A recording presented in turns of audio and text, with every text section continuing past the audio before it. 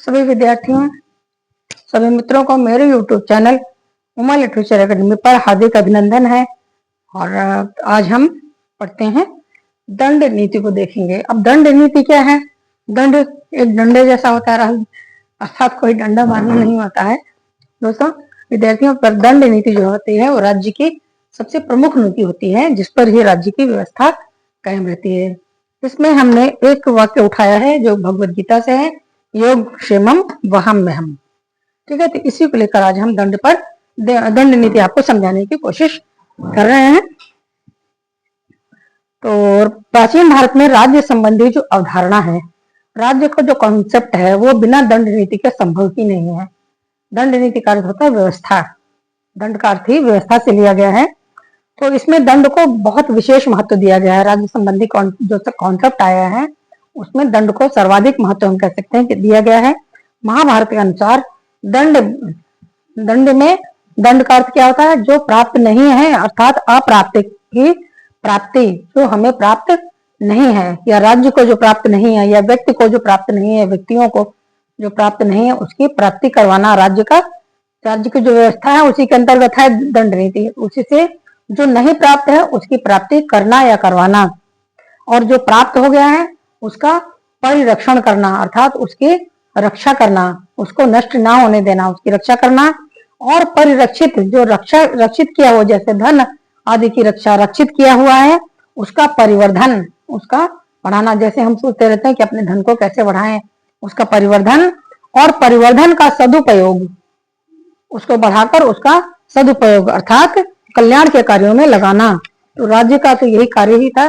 दंड नीति का इसीलिए प्रयोग करता था कि वह सदुपयोग करता था, प्राप्त हुई चीज को संरक्षण करता था और उसको जगह जगह उसका सदुपयोग करके और तीर्थ आदि में वितरण संभव है, अर्थात लोक कल्याण के कार्यों में राजा धन आदि को लगाता था।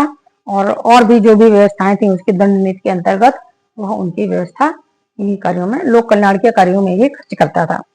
कौटिल्य ने दंड का लक्षण बताया है हम लोगों को। वो इस प्रकार है कि अनवीक्षकी। अब अनवीक्षकी क्या है? देखिए अनवीक्षकी, अनवीक्षकी, अनवीक्षकी, अनवीक्षकी त्रयी, ये कहा गया है। तो ये जो अनवीक्षकी है वो दर्शन है। ये जो अनवीक्षकी है ये हमारे दर्शन है।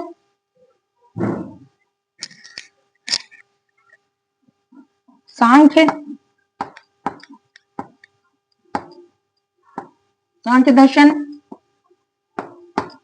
योग और लोकायत,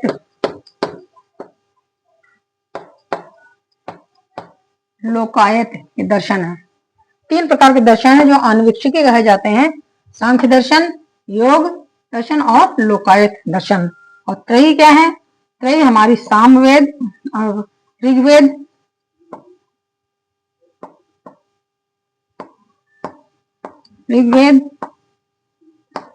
सामवेद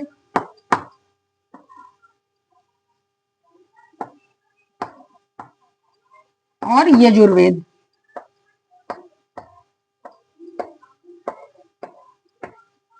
यजुर्वेद, ये तीन जो प्रारंभ के वेद हैं, अथर्ववेद बाद का है, तो अतः इन तीनों को मिलाकर त्रयी कहा गया है। अनवीक्षकी, सांख्य, योग और लोकायत ये हमको गीता में मिलता है, श्रीमद् भगवद गीता में मिलता है। त्रयी कहा गया है ऋग्वेद, सामवेद और यजुर्वेद को। ठीक है, तो कौटिल्य कहते हैं कि अनवीक्षकी और त्रयी, और एक और शब्द आता है वार्ता। वार्ता, इसको भी समझ लीजिए आज। वार्ता क्या है? वार्ता, वार्ता बातचीत करना नहीं है, बल्कि वार्ता है वृत्ति का साधन होने से। वृत्ति अर्थात जीविका, वृत्ति का साधन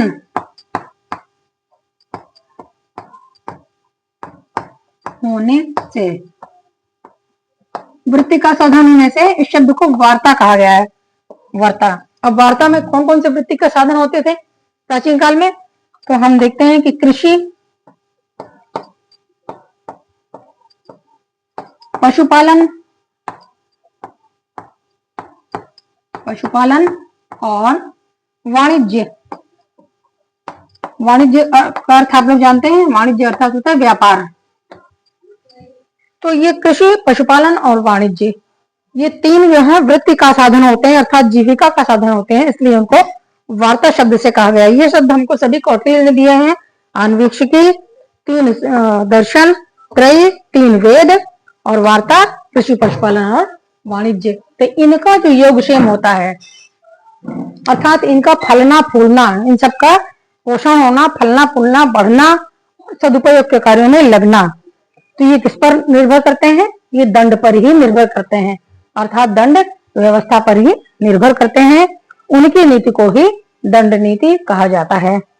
तो जो प्राप्त न हो उसे प्राप्त करना और प्राप्त हुए की रक्षा करना और रक्षित की वृद्धि करना, जो रक्षा कर लिया गया उसकी वृद्धि करते रहना और बढ़ी हुई सुख समृद्धि को उपयोगी यथा योग्य स्थानों में और पात्रों में प्रयुक्त करना ही दंड नीति का प्रमुख कार्य है। इसीलिए दंड की व्यवस्था की गई है। अब लोक यात्रा अर्थात जीवन की जो यात्रा है मानव की, वो दंड नीति पर ही निर्भर करती है। शुक्र नीति इस विषय में कहती है कि दम या मर्यादा का नाम ही दंड है। उन्होंने एक शब्द में इस बात को कह दिया है कि जो दम है अर्थात जो मर्यादा है, मर्यादा अर्थात अनुशासन है, वही दंड नीति है, उसी को दंड कहा गया है।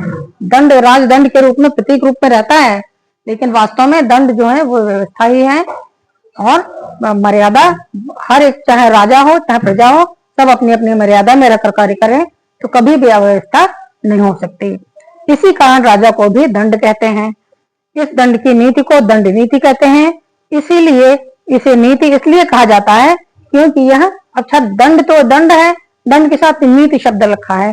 नीति इसलिए कहा जाता है क्योंकि यह नयन करती है। नयन, नयन, नयन का मतलब आंख, आंख का क्या कार्य होता है? देखना। तो ये क्या क्या दिखाती है हमको? पथ प्रदर्शन। व्यक्ति का, प्रत्येक व्यक्ति को का यह पथ प्रदर्शन करती है। ये जो नीति है दंड की, वह नयन करती है अर्थात पथ प्रदर्शन करती है। इसलिए राजा को दंड का प्रयोग शत्रु और पुत्र में समान रूप से करना चाहिए कि अगर पुत्र भी अगर उसका दुष्ट हो गया हो तो वो भी दंड का अधिकारी होता है। राजा पुत्रे च क्षत्रो च यथाम दोषम समन्धृतः, ये कौटिल्य ने कहा। व्यक्ति व्यक्ति को दंड नहीं दे सकता, कोई व्यक्ति व्यक्ति को दंड नहीं दे सकता, वह प्रतिशोध कहलाता है। जो कोई व्यक्ति किसी दूसरे व्यक्ति को दंड देने लगता है तो वो प्रतिशोध या बदला कहलाता है, वो दंड नहीं कहलाता है। दंड नीति को के जो आदि आचार्य हैं वो ब्रह्मा माने जाते हैं। ब्रह्मा ने दंड नीति की अर्थात संविधान की, अर्थात विधि की, अर्थात नियमों की, कुछ नियमों की व्यवस्था की मानव जाति के लिए और देवताओं के लिए भी। उनका ही आधार लेकर अन्य नीतिकारों ने, जैसे बृहस्पति, विदुर, भीष्म, मनु, वशिष्ठ, याज्ञवल्क्य, हारीति, चाणक्य, विष्णु शर्मा जो पंचतंत्र के रचयिता हैं, और कामंदक, शुक्र आदि ने इसके महत्व को और भी स्पष्ट किया है।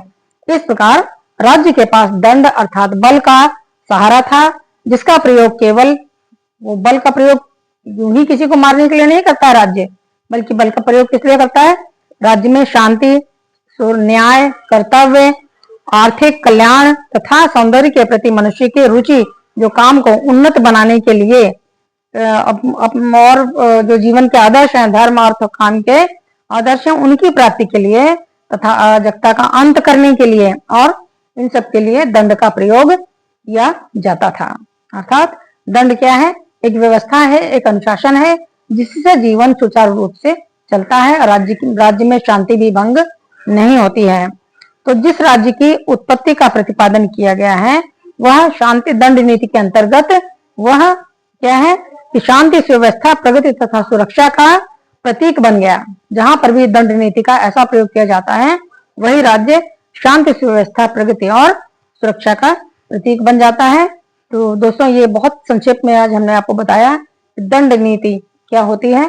दंड का अर्थ अर्थात किसी को डंडा मारना नहीं, किसी से बदला लेना नहीं, बल्कि एक ऐसी नियम व्यवस्था, ऐसे कानून जिनको हम कानून भी कह सकते हैं, विधि का निर्माण भी कह सकते हैं, कायम करना, जिससे राजा से लेकर प्रजा तक सभी अपने अपने कार्यों पर चलें, अपने अपने मर्यादा में रहें, ताकि सुख शांति और सुरक्षा जो राज्य का सर्वाधिक प्रमुख कर्तव्य है वो बना रहे बराबर। तो आज के लिए इतना ही। बहुत बहुत धन्यवाद।